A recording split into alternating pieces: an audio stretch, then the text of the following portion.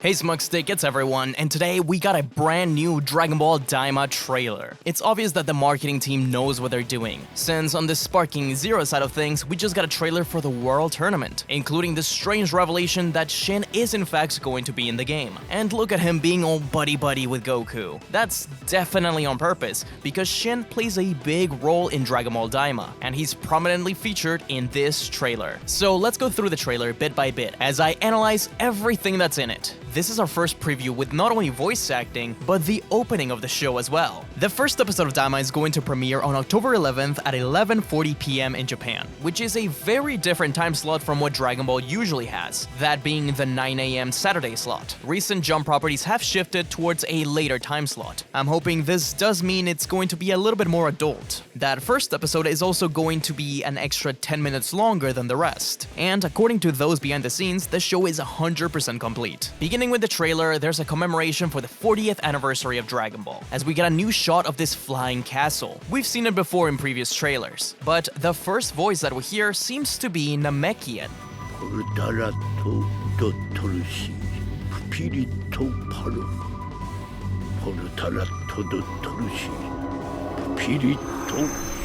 They're reciting the spell to summon Shenron in Namekian, just like Dende did during the Frieza arc.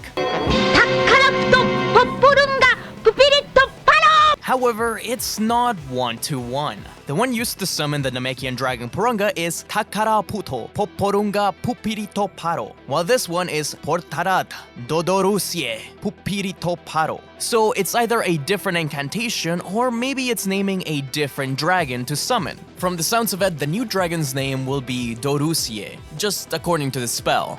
In one of the previous trailers, we did get a shot of a piercing red eye with green skin. Everybody was saying that it could be a Namekian, and now I really do believe it. And again, this is one of the last projects Akira Toriyama worked on, so I believe it's going to be really special. We get some familiar shots here of the mini characters, so I'm gonna name all the ones we see. Goku, Vegeta, the Ox King, Puar, Oolong, Yamcha, Shin, Kibito, Android 18, Marin, Piccolo, Bulma, Chi-Chi, Goten, Trunks, Mr. Satan, Majin Buu, Master Roshi, and Krillin. Some of the most obvious omissions are Gohan, Videl, Beerus, and Whis. We haven't seen any of them at all. This has made some people wonder, oh, does this happen before Super? And although the Dragon Ball canon is super weird and out of whack sometimes, I really don't think this can take place before Super. The biggest factor for this is the fact that Shin and Kibito are defused, something that didn't happen until right before the Universe 6 tournament. I think more than likely this is going to take place right after Superhero or right before Superhero. I think there has to be a reason as to why they're hiding Gohan in particular. Rumors and leaks have been going around, so spoilers for this section here. This may not be speculation at all, although Kibito and Shin are defused in here, which is our biggest indication as for this happening in Super or after Super. I have seen leaks from people like Geekdom 101 saying that this does take place before Super, and it's the curse of them getting turned into kids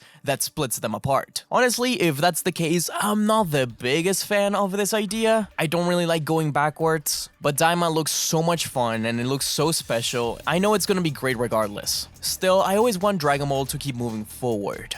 We then get some new fighting shots between adult Goku and Vegeta, and as we can see from Goku getting blown away, he's wearing the new gi. This seems to me like it's something in between the Whis uniform and his regular Kame gi. I think this is going to serve as a bridge between what we have right now and the end of Z, since they have the similar skirt part, or whatever you call it. I gotta say that the animation here looks really good. We get some really pretty lightning shots reminiscent of Super Saiyan 2, which is something I'll bring up later on. We have gotten confirmation that DAIMA and Sparking Zero will both be coming out on October 11th, 2024, so a little bit over a month away. I think it gives us a hint as to who the pre-order character will be. My guess is DAIMA Goku. We then get some Majin Buu arc reanimated. This first shot is Goku doing the Spirit Bomb against Kid Buu and finally defeating him. It looks gorgeous, and we get even more later on. Then we have this shot at the lookout. Through all my videos analyzing the DAIMA trailers, I've pointed out that they're always at the lookout, so it seems like this is where our adventure begins. There are 7 streaks of light shooting shooting up to the sky. Surely those are the Dragon Balls. After more than likely a terrible wish was made. Part of me thinks that they could be the Earth's Dragon Balls because they are Akami's lookout, but I also think it might be a new set of Dragon Balls if they have to use a different incantation to summon. I'm thinking the Makaioshin, the demon, and this Namekian will either trick Dende or just beat them down. Whatever the case, for some reason they needed to be on Earth at Kami's lookout in order to make this wish. Maybe the old Namekian wasn't capable of creating them and needed Dende to do it. Something like this actually has happened before in Dragon Ball Heroes, where Dende was mind-controlled to create the Demon Realm Dragon Balls. As you will see, some of the things I'll theorize about here have happened in Heroes before. Added to that, the focus on the Demon Realm, and it makes me think that Toriyama looked at GT and Heroes and thought, how can I do a Broly on this? How can I make them my own? In fact, let me point something out. The previous poster for the series we got was this one. It says, "Welcome to the Great Adventure." The new poster reveals the identity of the girl that was hidden. This is Pansy. She's called a mysterious Majin girl. We also get the additions of the seemingly evil Kai and the short demon. And thanks to figure arts, we also know his name, Goma. The tagline has been completely changed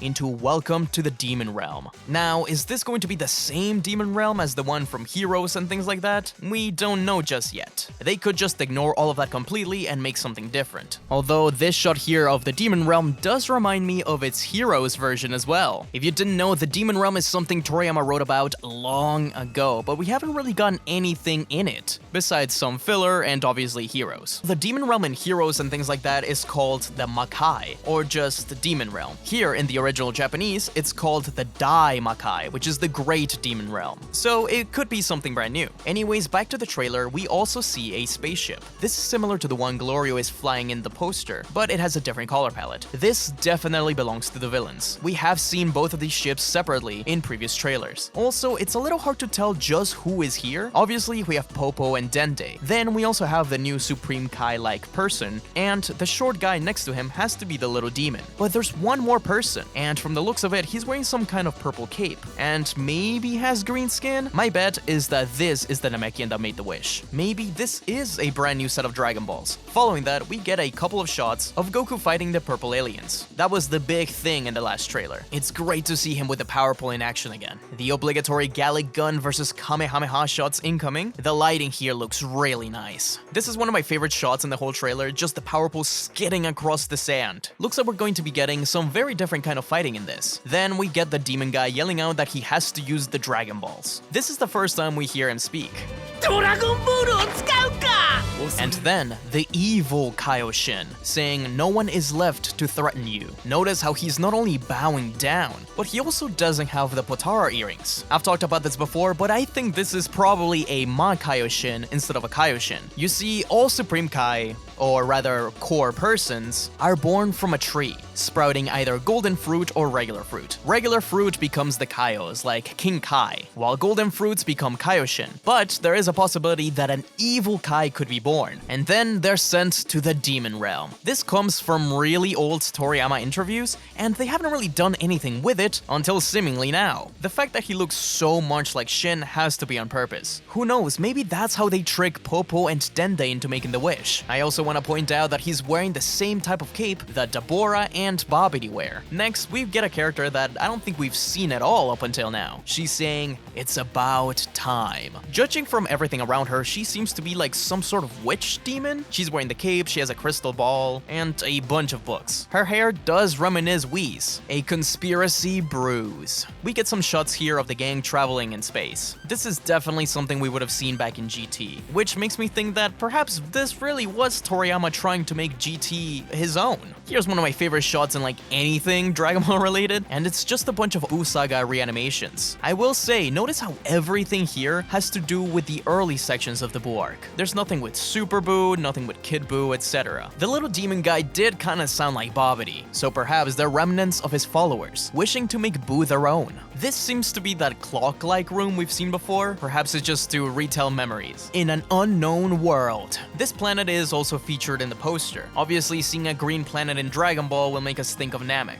though it is also paired with a Kaio planet. This is the main thing people are talking about, and it's Goku going Super Saiyan. This is the first time we've seen Super Saiyan Kid Goku since GT, not counting heroes and the like, of course. Okay, let's do it! Finally, we get shots of our new characters and the name of the opening, Jaka Jan by Zed. He's worked on many popular songs, including The Middle, which has over 1 billion listens on Spotify. So this is a big deal. Dragon Ball doesn't usually do collaborations like this. The lyrics are by Yukinojo Mori. He's a longtime Dragon Ball mainstay, writing lyrics for Chala Chala and Limit Break X Survivor. CNK was also brought to help compose and sing the song. These are our first few looks at our new characters. This is Glorio, and the mysterious demon girl is Ponzi. They're both named after flowers. Here's also Shin yelling out Pan Paka Pan, which I don't think actually means anything, but the repeated P sound makes me think that he's speaking Namekian. You know, like Papirito Paro? Here's Goku getting exciting, things are getting interesting. A lot of shots of the planets, I believe this is the same one where he fights all those purple soldiers. Goku and the others flying away, there's also some kind of object with them. It kinda looks like one of the soldiers' weapons. Underwater monster, surely Goku's gonna fight him. This is also a new character, seems to just be a different kind of alien, though he reminds me a little bit of the Yardrians from Dragon Ball Online, which were later canonized in Dragon Ball Super. More new alien designs, and I gotta say Toriyama was really in his bag with these. I really like them. This guy here seems to be some kind of alien wizard?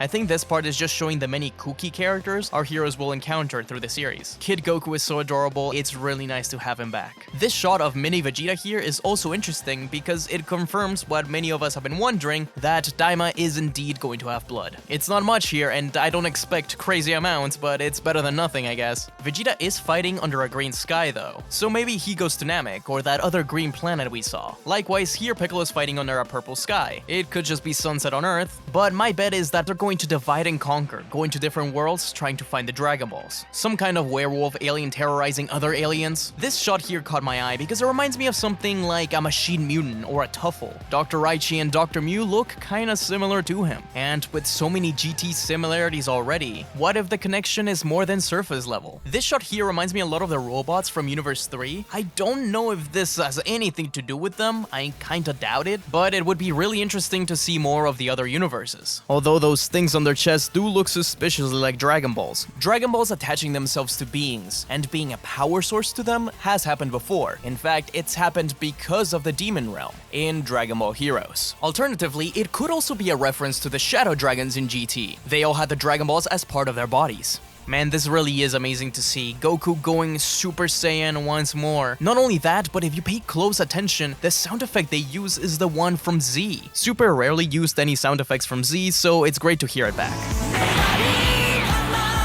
Super Saiyan Mini Goku stops a blaster shot with just the tips of his finger. A lot of people were wondering if Goku was going to transform at all, and now we know he is. But not only is he transforming into Super Saiyan 1, but we also see Super Saiyan 2 Kid Goku. In this shot here, he's fighting a bunch of different guards. At first I thought they were the same ones as before, but they're clearly wearing different uniforms. It's really cool to see that Mini Vegeta is also getting focus. I don't think he's going to be as important as he's been in the past few Dragon Ball stories, but I'm sure they'll give him something important to do. This is the shots I was talking about of Super Saiyan 2 Mini Goku. Not only is his hair spikier, but he also has the electricity. Fun fact, this is our first time seeing Super Saiyan Goku use the power pole at all, if you don't count heroes, of course. The Kamehameha here looks amazing, with the colors surrounding Goku being his colors, oranges, yellows, and blues. And from Goku's electricity forms the title, Dragon Ball DAIMA. The sound of the Kamehameha was also prolonged. They wanted you to hear that.